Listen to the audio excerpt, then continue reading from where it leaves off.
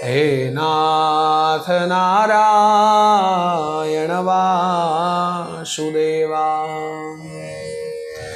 लोकाभिरामं रणरङ्गधीरं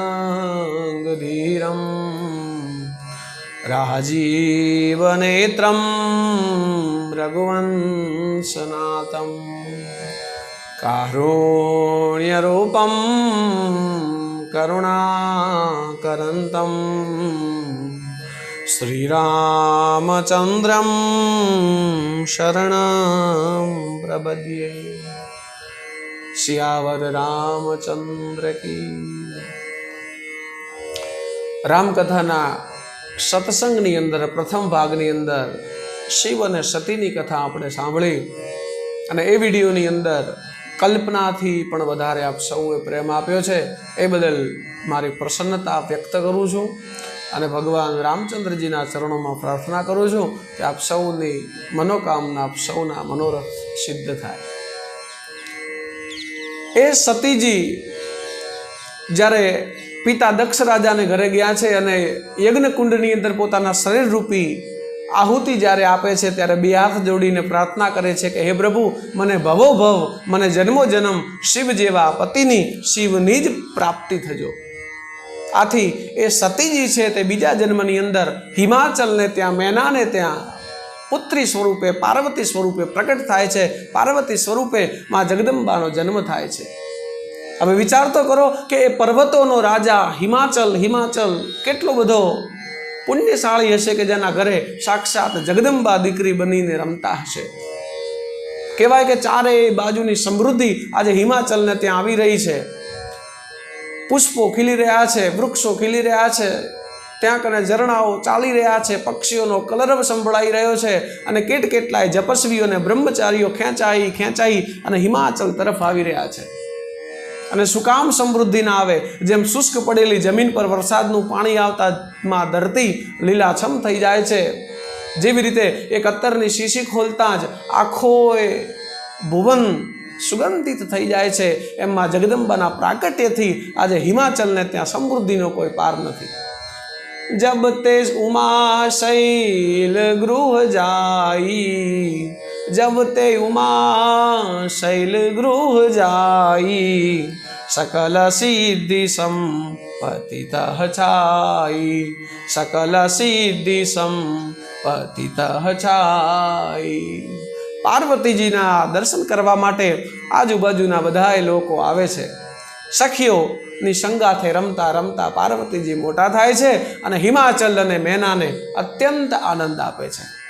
सखीओ संगाथे माडी केवा रमे छे, हे मां हे मां हे मां। सखीओ संगाथे माडी केवा रमे छे, फरर फूदड़ी फरे होयंबे मां चालो धीरे धीरे। आखाय जीवनी सृष्टि ने आनंदित करता करता मां पार्वतीजी 13-14 वर्षनी उंमरना थाय छे अने नारदजी ने समाचार मळे छे अने नारदजी आज हिमाचलना मेहमान थाय छे। कहेवाय छे के ज्यारे सारो समय होय, ज्यारे आपणा आंगणानुं पुण्य ज्यारे उभरीने बारू आवतुं होय, प्रकट थतुं होय, त्यारे तो भलभली संपत्तिओ सामा पगे चालीने आवे छे। आजे नारद मुनि समाचार सांभळीने हिमाचलने त्यां आवे छे। हे नारद समाचार जब पाए, कोतु कही गिरी ने हसिधाए। शैलराज बड़ आदर किन्हा, पद पखारी बर आसनु दिन्हा। नारद मुनि ने पोताना आंगणे जोतानी साथे हिमाचल आज खूब प्रसन्न थया छे। मेना साथे अने अन्य ऋषिगणोनी साथे नारद मुनिनी आगता स्वागता करी छे अने मुनिना चरणोनी अंदर वारंवार प्रार्थना करी छे अने पार्वतीजीने पण एक नारद मुनिना चरणोनी अंदर मूक्या छे। नारद मुनि जोतानी साथे ज पार्वतीजीना स्वरूपने जोई, पार्वतीजीना પ્રેમાળ ચહેરાને જોઈ અને પાર્વતીજીને જોઈને નારદ મુનિ ખૂબ પ્રસન્ન થાય છે અને મનોમન નમસ્કાર કરે છે.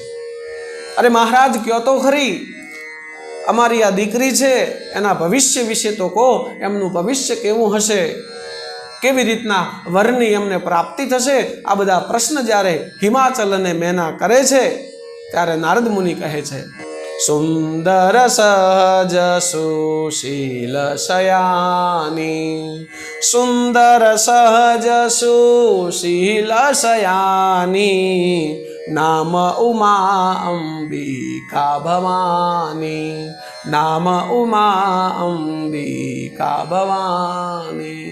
અરે હિમાચલ, આ તારી પુત્રી છે, કોઈ તું સામાન્ય પુત્રી ન સમજીશ. ઉમા, જગદંબા, ભવાની, પાર્વતી આવા અનેક નામોથી તે પ્રચલિત થશે અને ખાસ કરી અને નાની બાળાઓ અને સ્ત્રીઓને તો સૌભાગ્ય આપનારી આ તારી દીકરી બનશે. આમ કેટલા એ પ્રકારે પાર્વતીજીના સદગુણોનું વખાણ કર્યા છે. અને પછી નારદ મુનિએ કીધું છે પણ. નારદ મુનિને અચાનક આવા સ્થિર જોઈ અને મેના અને હિમાચલ કહેવા લાગ્યા, પણ શું મહારાજ? નારદ મુનિ કહે છે કે એના ભાગ્યની અંદર એના રૂપ સુંદરતાથી વિપરીત વર લખેલો છે.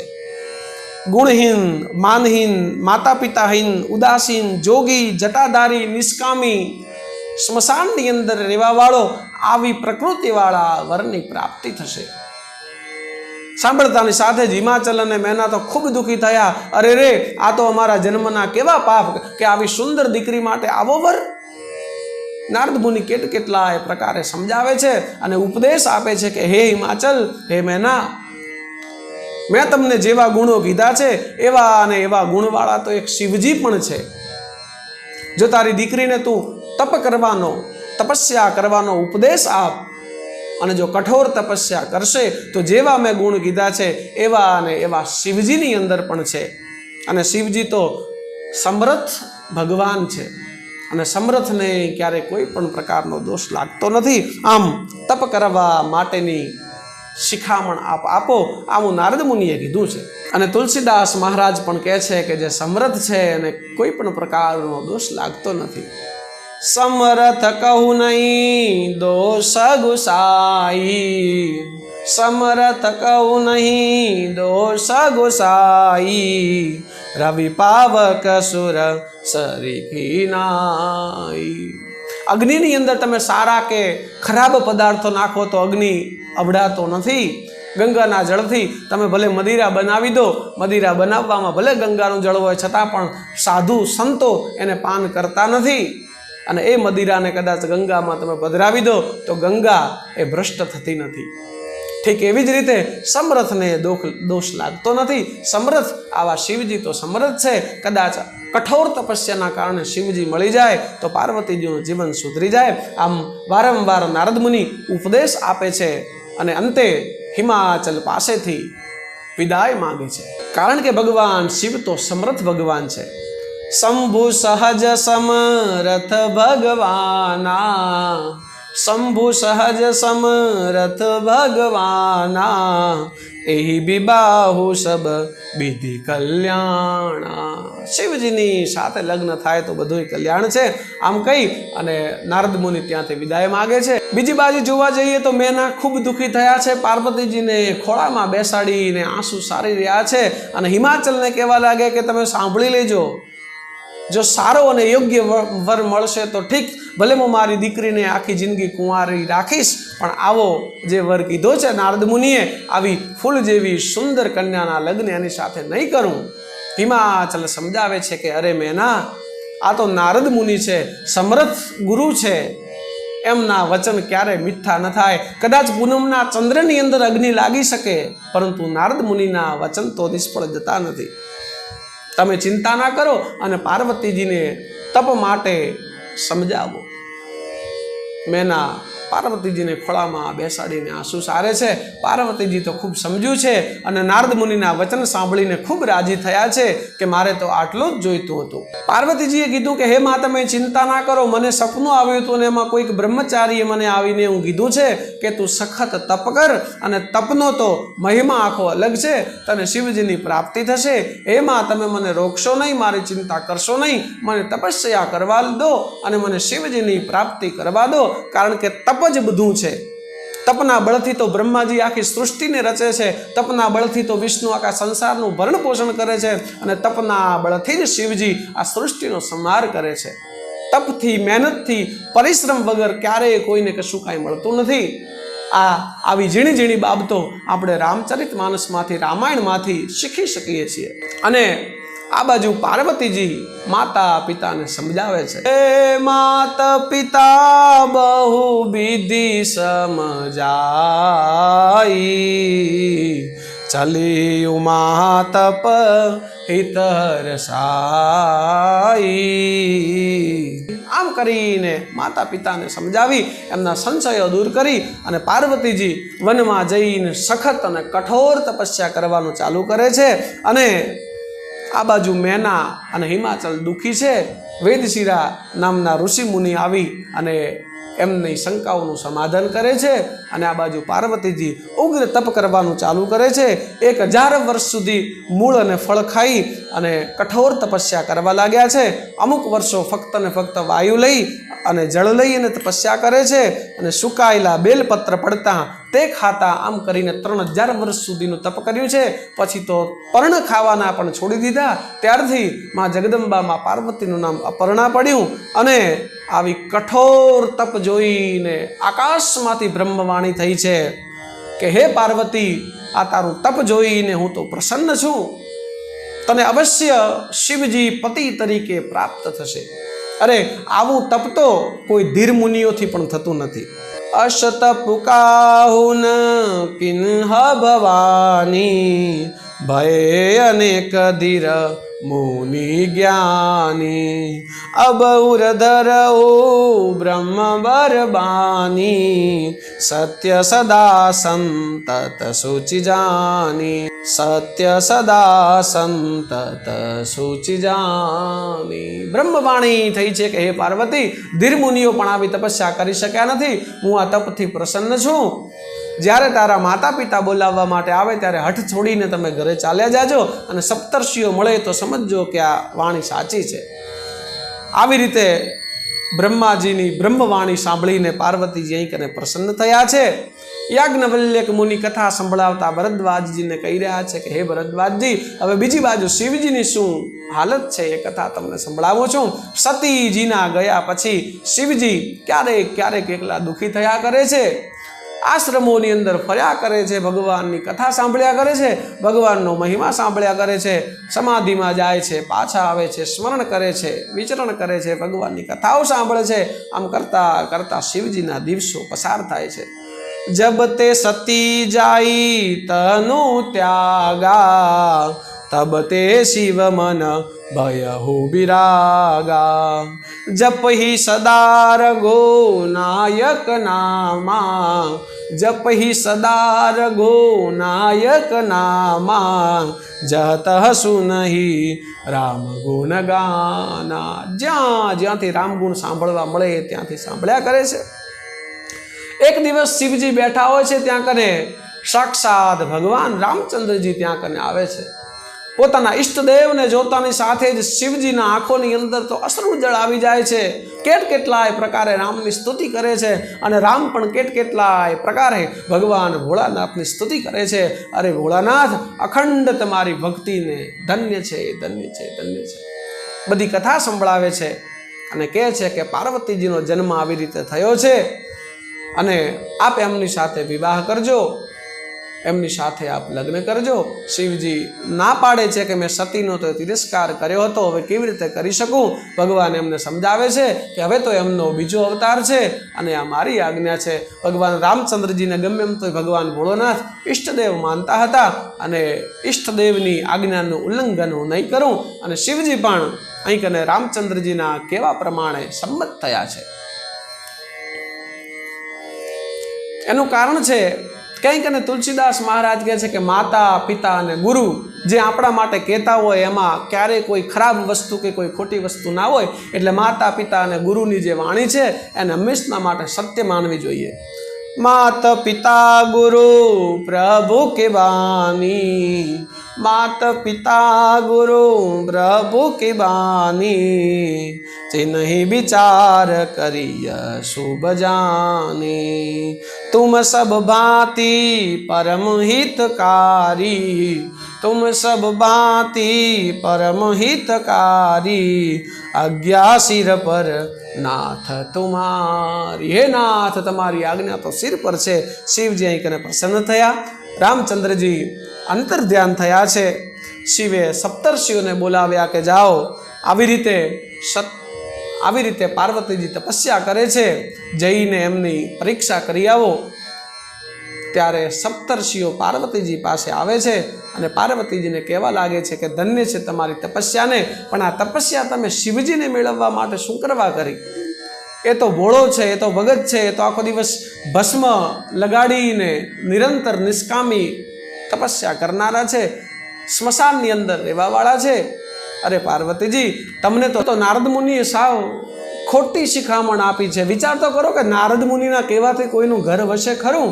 અરે એના કરતાં તો તમે તપસ્યા તમે કહેતા હોય તો હું તમને વૈકુંઠનો પતિ સુંદર ભગવાન વિષ્ણુ જેવા પતિની પ્રાપ્તિ અમે તમને કરાવી દઈએ.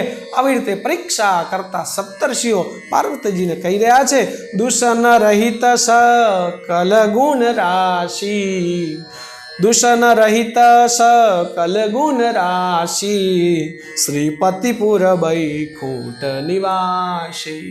વચન સાંભળીને પાર્વતીજી હસે છે કે હે મુનિઓ, કદાચ તમે પહેલા મારી પાસે આવ્યા હોત ને કીધું હોત તો કદાચ હું માની પણ લોત, પરંતુ હું તો તનથી અને મનથી મારા ભોળાને મારા શિવને વરી ચૂકી છું. શિવ સિવાય મારા મનની અંદર બીજી કોઈ વસ્તુ નથી અને હું પણ કોઈ જાતની માયાથી બંધાવું એવી નથી, આપના વચનોની અંદર આવું એવી નથી. અને બીજી વસ્તુ એ કે આપે નારદ મુનિનું કીધું, ગમે એમ તો નારદ મુનિને મેં ગુરુ માન્યા છે અને કદાચ એમના કહેવાથી મારું ઘર ઉજળી જાય તો પણ મને મંજૂર છે, કારણ કે મને મારા ગુરુ નારદ મુનિના વચનોની અંદર પૂરેપૂરો વિશ્વાસ છે. ગુરુ કે વચન પ્રતિહિતિન જેહી, ગુરુ કે વચન પ્રતિતિન જેહી, સપને હું સુગમન સુખ નસીધી. ગુરુના વચનની અંદર જેને વિશ્વાસ નથી હોતો એને તો સપનામાં પણ ક્યારેય સુખ નથી આવતું. મને તો મારા ગુરુજી ઉપર પૂર્ણ ભરોસો છે. પાર્વતીજીના આવા વચન સાંભળી અને શિવજીની અંદર અડગ શ્રદ્ધા જોઈ અને સપ્તર્ષિઓ પ્રસન્ન થયા અને રાજી થઈને ખળખળાટ કહેવા લાગ્યા કે ધન્ય છે પાર્વતીજી તમને અને તમારી ભક્તિને. देखी प्रेमो बोले मुनि ज्ञानी, देखी प्रेमो बोले मुनि ज्ञानी, जय जय जय जगदम्बे भवानी, जय जय जय जगदम्बे भवानी. धन्य छे धन्य छे धन्य छे. आम कहीने सप्तर्षिओ हिमाचलने ત્યાં ગયા છે. મેના અને હિમાલયને બધી વાત કીધી છે, આખી કથા કીધી કે જાઓ તમે દીકરીને તેડી આવો. એમની તપસ્યા ફળી છે. હિમાચલ અને મેના તેડવા આવે છે, પાર્વતીજીને ઘરે લઈ જાય છે. બીજી બાજુ સપ્તર્ષિઓ ભગવાન શિવજીને જઈને બધી વાત કરે છે. શિવજી પ્રસન્ન થાય છે. ત્યાર પછી સપ્તર્ષિઓ વિદાય લે છે અને ભગવાન શિવજી ફરીથી સમાધિની અંદર રામ રામ રામ રામ કરતા સમાધિની અંદર ચાલ્યા જાય છે. હવે એવા સમયે તુલસીદાસ મહારાજ કહે છે કે તારકાસુર નામનો એક ભયંકર રાક્ષસ થયો. કોઈનાથી જીત્યો, જીતાતો નથી. દેવતાઓને તો બધાને પરાજિત કરી નાખ્યા. લોક અને દિગ્પાલો પણ એણે જીતી લીધા છે. બધાય દેવો એનાથી થરથર ધ્રુજવા લાગ્યા છે. કોઈનાથી જીત્યો, જીતાતો નથી. ઇન્દ્રાસન પણ હવે અહીં કને ખતરાની અંદર આવી ગયું છે. દેવો ત્રાહિમામ ત્રાહિમામ કરી રહ્યા છે. બધી સંપત્તિ લૂંટાઈ જઈ રહી છે અને હવે કરવું તો કરવું શું? ત્રાહિમામ કરતા કરતા તારકાસુરનો ત્રાસ લેતા લેતા બધાય દેવતાઓ બ્રહ્માજી પાસે આવે છે અને બ્રહ્માજીને પ્રાર્થના કરે છે. બ્રહ્માજી કહે છે કે આ અસુર છે તો કોઈનો માર્યો મરે એવું લાગતું નથી. અરે આ તો જ્યારે શિવ અને પાર્વતીના લગ્ન થાય અને કાર્તિકેય પુત્રનો જન્મ થાય તો કાર્તિકેય જ આ અસુરનો નાશ કરશે, એના વગર શક્ય નથી. અને શિવજી તો અત્યારે સમાધિની અંદર છે. જો શિવજી સમાધિમાંથી જાગે તો આપણે શિવ પાર્વતીના લગ્નની વાત કરી શકીએ. બ્રહ્માજી સાથે તમામ દેવતાઓ, બ્રહ્માજીએ કીધું કે આપણે કામદેવને કહીએ, જો કામદેવ પોતાનું કામણ લગાવે અને શિવજીની સમાધિનો ભંગ થાય તો આપણે શિવજીના ચરણોમાં નમી પડશું અને ભગવાનને વિવાહ કરવા માટે પ્રાર્થના કરશું. આના સિવાય બીજો કોઈ રસ્તો નથી. બધાએ દેવતાઓ પણ આ બ્રહ્માજીની વાણી સાંભળીને રાજી થયા અને બધાએ ભેગા થઈને કામદેવને ઘરે ગયા છે. કામદેવ વિચાર કરવા લાગ્યા કે અરે આજ દિવસ સુધી આ દેવતાઓને મારા ઘરનો દરવાજો ક્યારે યાદ નથી આવ્યો ને અચાનક શું છે? અને એ તો સત્ય છે. જ્યારે જ્યારે જે વ્યક્તિને જે જીવની જરૂર પડી છે ત્યારે ત્યારે ખાસ કરીને એ વ્યક્તિએ જીવ દરેકને યાદ આવતા હોય છે. આજે કામદેવની જરૂર પડી ત્યારે બ્રહ્માદિ દેવો બધાય કામદેવને ત્યાં આવ્યા છે. કામદેવને બધી વાત કીધી છે. કામદેવ ખડખડાટ હસવા લાગ્યા કે અરે શિવજીથી વેર કરવાથી, શિવજીથી વિરોધ કરવાથી ને શિવજીની સમાધિ તોડાવવાથી તો મારું મૃત્યુ આવશે. મને ખબર છે કે હું હાથે કરી અને મૃત્યુના મુખમાં કેવી રીતે જાઉં. ચિંતા ન કરશો, ગમે એમ તોય તમે મારા ઘરે આવ્યા છો, ગમે એમ તોય તમે આશા કરીને આવ્યા છો અને કોઈને નિરાશ ન કરવું એવું મેં સાંભળ્યું છે. તદપી કરબ મેં કાજુ તુમ્હારા, મરી જવાનો છું મને ખબર છે, છતાં પણ હું તમારું કામ કરીશ. એ દેવતાઓ કામદેવ આજે કહી રહ્યા છે તદપી કરબ મેં કાજુ તુમ્હારા, શ્રુતિ કહ પરમ ધર્મ ઉપકારા, શ્રુતિ કહ પરમ ધર્મ ઉપકારા. કારણ કે શ્રુતિ કહે છે કે ઉપકારથી મોટો બીજો કોઈ ધર્મ નથી હોતો. જાઓ, આજે તમારું કામ કરવા માટે હું તૈયાર છું. દેવતાઓ રાજી થયા છે અને 5 પુષ્પોવાળા ધનુષ્યને બાણને લઈ અને કામદેવ દેવતાઓની સાથે કૈલાસની અંદર જ્યાં ભગવાન ભોળોનાથ સમાધિની અંદર બેઠા હતા ત્યાં કને આવ્યા છે. કામદેવે પોતાની માયા ફેલાવતાની સાથે આખા એ જગતની અંદર જાણે કે અંધકાર થઈ ગયો હોય, ચારે બાજુ કામ પ્રસરી ગયો છે. અરે આજે ભાગી ભાગીને નદીઓ સમુદ્ર તરફ જઈ રહી છે, ડાળીઓ ઝૂકી ઝૂકીને થડવા તરફ આવી રહી છે.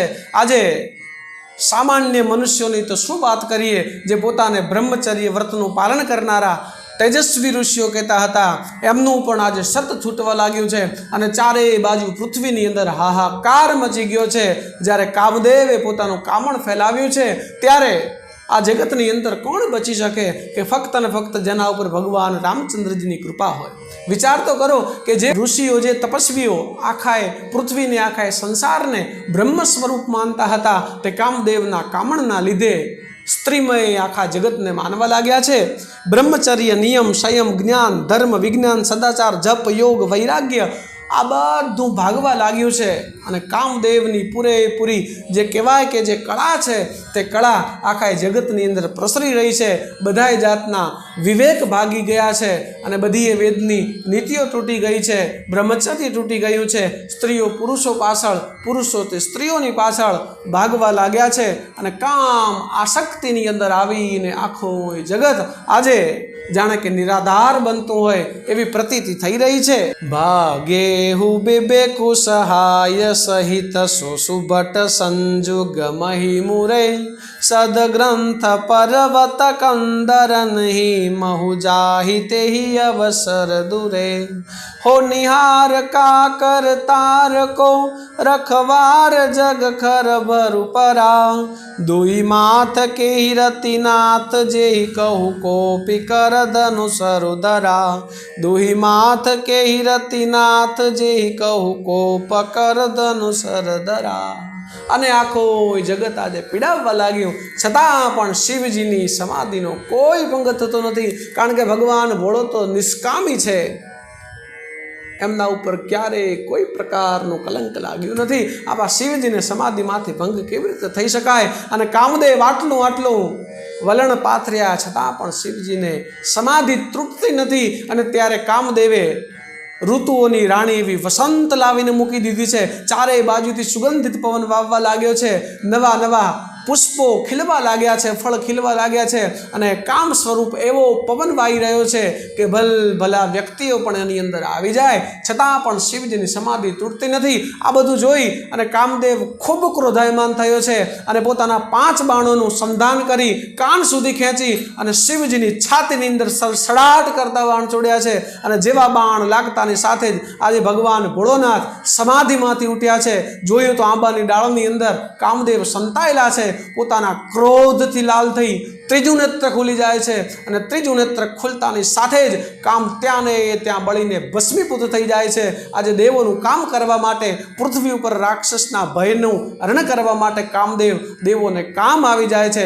બધાએ દેવતાઓ થરથર ધ્રુજવા લાગે છે. આખી પૃથ્વી જાણે કે કંપતી હોય. દેવતાઓ દોડીને શિવજીની પ્રાર્થના કરવા લાગ્યા. મારો પતિ હણાયો છે એવું સમજીને કામદેવની પત્ની રતિ પણ શિવજી સામે આવીને 2 હાથ જોડી ચોધાર આંસુડે રડવા લાગી છે.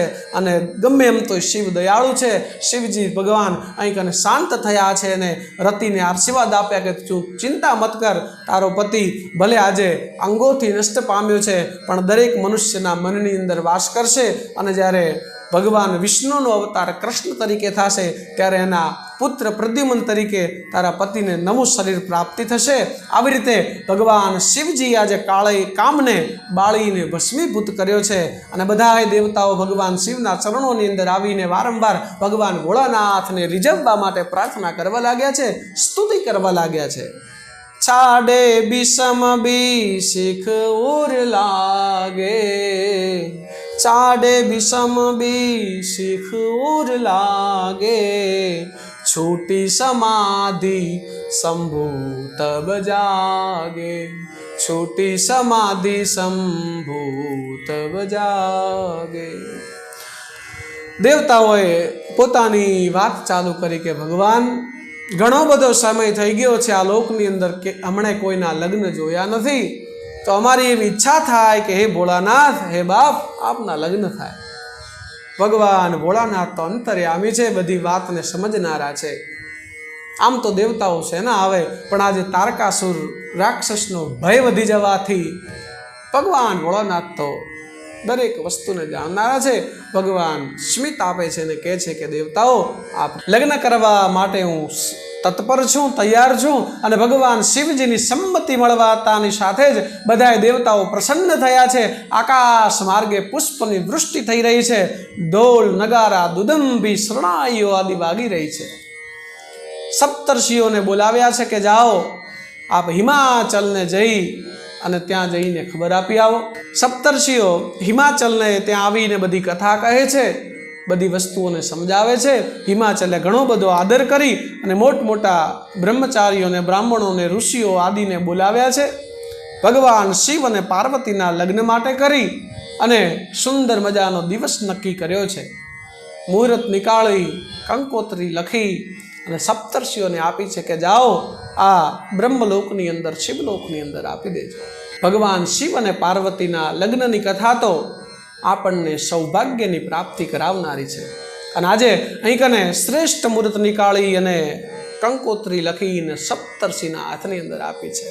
એમાં લખજો સતી પાર્વતીના નામ, અવસર આદર્યો, કેસર છાંટીને લખ જો કંકોતરી, પહેલી કંકોતરી કૈલાસ મોકલો, ભોળા આવજો જોડી રૂડી જાન, અવસર આદર્યો. કંકોત્રી લઈને સપ્તર્ષિઓ જ્યારે ભગવાનની પાસે આવે છે, બધાએ ખૂબ રાજી થાય, પુષ્પોની વૃષ્ટિ થવા લાગી છે. અને ભગવાન શિવ પાર્વતીના લગ્નની ચર્ચા ચારેય બાજુ ચાલવા લાગી છે. બધાએ દેવતાઓ ખૂબ પ્રસન્ન છે. બધા દેવતાઓ પોતપોતાના વિમાનને શણગાવી રહ્યા છે. અપ્સરાઓ, દેવાંગનાઓ, દેવપત્નીઓ બધા તૈયાર થઈ રહ્યા છે. ભગવાન ભોળાનાથ પણ પ્રસન્ન છે, ભગવાન વિષ્ણુ પણ પ્રસન્ન છે, બ્રહ્મા બ્રહ્માણી, ઇન્દ્ર ઇન્દ્રાણી સર્વ જ પ્રસન્ન છે. કારણ કે સૌના આરાધ્ય દેવ એવા ભગવાન ભોળાનાથના લગ્ન છે. બધાએ પોતપોતાના વિમાનોને સજાવ્યા છે. આ બાજુ ભગવાન ભોળોનાથ પણ વરવાગા પહેરે છે. કેટલાય કિંમતી આભૂષણો લાવીને દેવતાઓ આપે છે, પણ ભગવાન ભોળાનાથ તો એ કોઈ વસ્તુને સ્વીકારતા નથી. કારણ કે આ તો નિષ્કામી છે. સદા સ્મશાનની અંદર રહેવાવાળો જોગી જટાળો ભગવાન દિગંબર છે.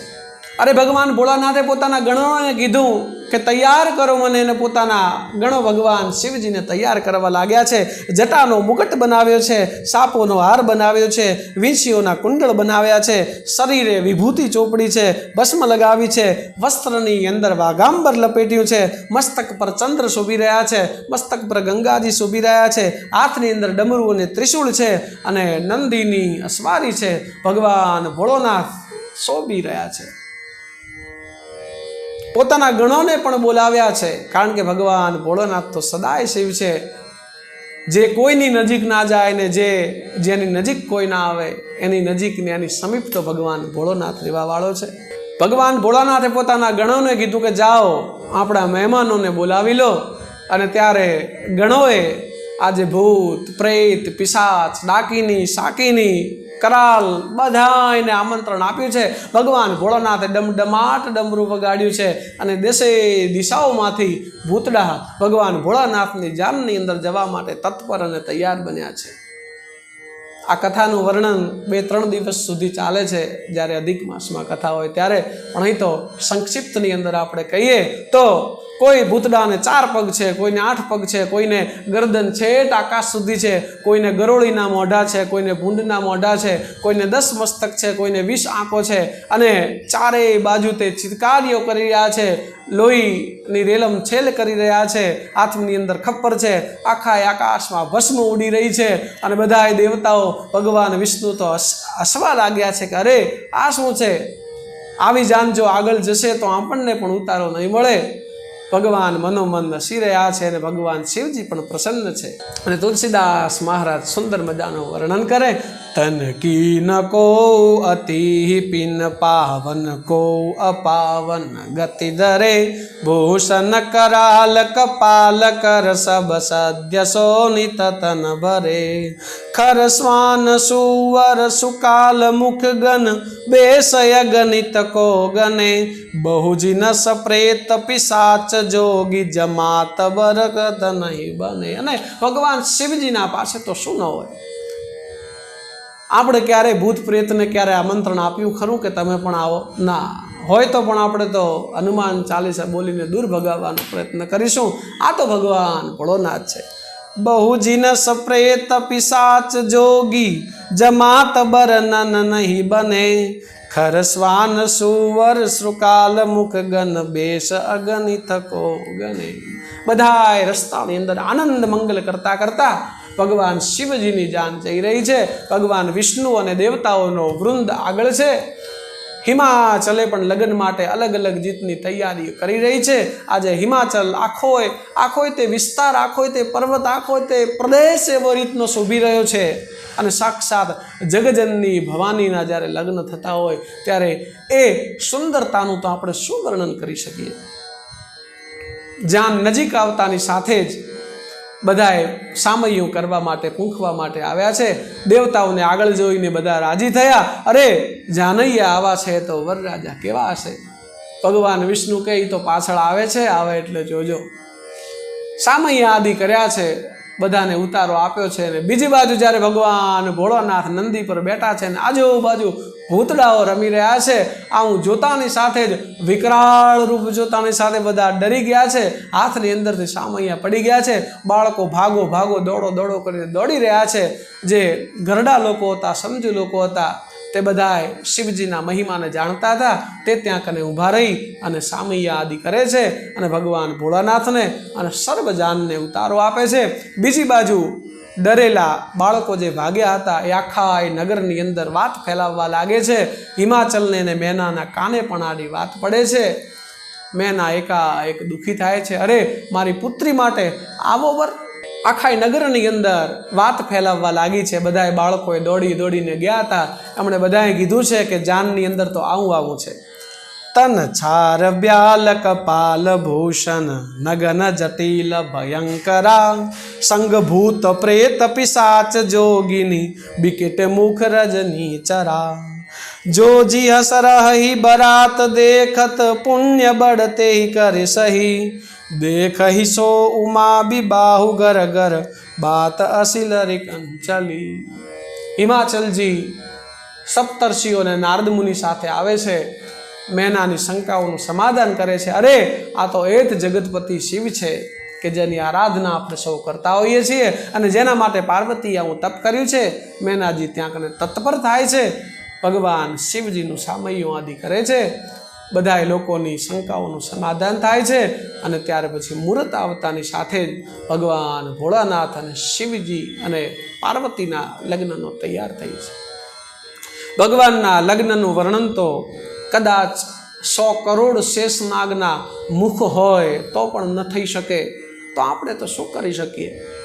ટૂંકની અંદર કે જ્યારે જગત જનની જગદંબા પાર્વતી ને ભગવાન ભોળોનાથ આખા જગતનો પિતા એમના જ્યારે લગ્ન થતા હશે ત્યારે એ લગ્નની અંદર ઉપસ્થિત રહેવાવાળા એક એક સાક્ષી એક એક જીવ ખરેખર કેટલો પરમ ભાગ્યશાળી હશે. આખા જગતને સુખી કરનારી ભગવાન ભોળાનાથ અને પાર્વતીના લગ્નની કથા છે.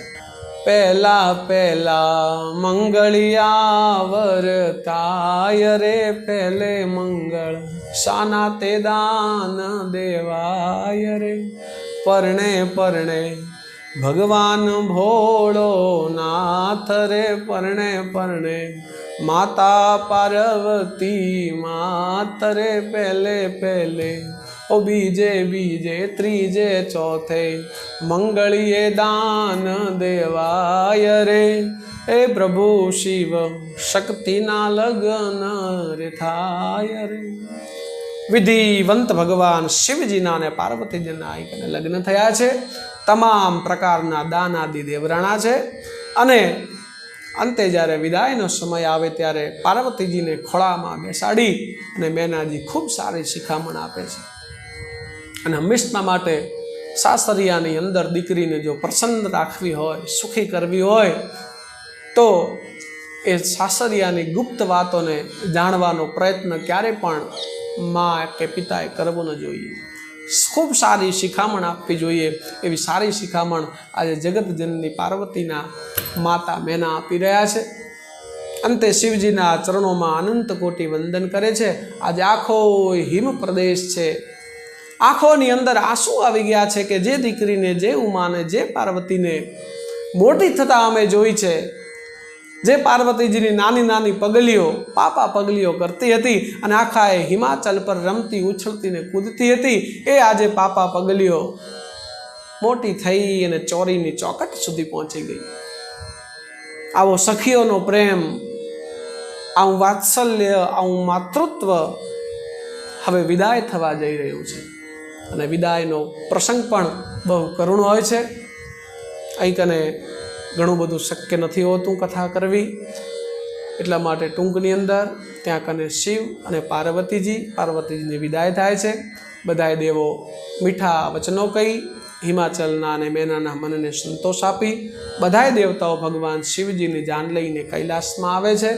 કૈલાસમાં ભગવાન ભોળોનાથ અને પાર્વતીજી ખૂબ પ્રેમથી રહેવા લાગે છે. તુલસીદાસ મહારાજ કહે છે કે એમના શૃંગાર રસનું વર્ણન તો આપણે ન કરી શકીએ. શિવ અને પાર્વતીજીને એક સુંદર મજાનો તેજસ્વી પુત્ર પ્રાપ્ત થાય છે જેનું નામ કાર્તિકેય ભગવાન છે. અને એ કાર્તિકેય ભગવાન મોટા થઈ અને તારકાસુર નામના દૈત્યને મારી અને દેવતાઓનો ભય હરે છે. આવી જ રીતે સુખથી સમય પસાર થવા લાગ્યો છે અને એક સમયે પાર્વતીજી માતા શાંતિથી ભગવાન શિવજી પાસે બેસીને કહે છે કે હે પ્રભુ, ગયા જન્મમાં તમે રામની કથા નથી સાંભળી, પણ આ જન્મમાં તમે મને રામના ગુણગાન સંભળાવો. આમ હવે રામાયણની કથા છે, રામચરિતમાનસની કથા છે, એ શિવજી પાર્વતીજીને કહેશે. આજની કથામાં શિવ પાર્વતી, પાર્વતીજીનું પ્રાગટ્ય, તપસ્યા, શિવ પાર્વતીના લગ્નની કથા આપણે સાંભળી. જે કોઈ પણ આ કથાને સાંભળે છે ભગવાનની કથામાં વિશ્વાસ રાખે છે, ભગવાન શિવ અને પાર્વતીના આશીર્વાદ સદૈવ તેમના ઉપર રહે છે.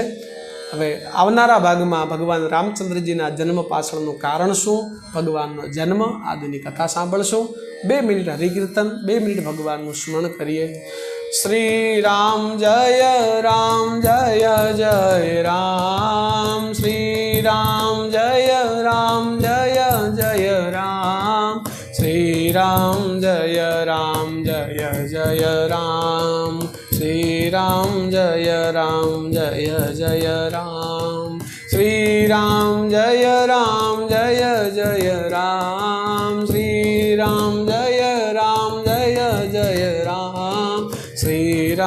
જય જય રામ, શ્રી રામ જય જય રામ. રામચંદ્ર ભગવાન.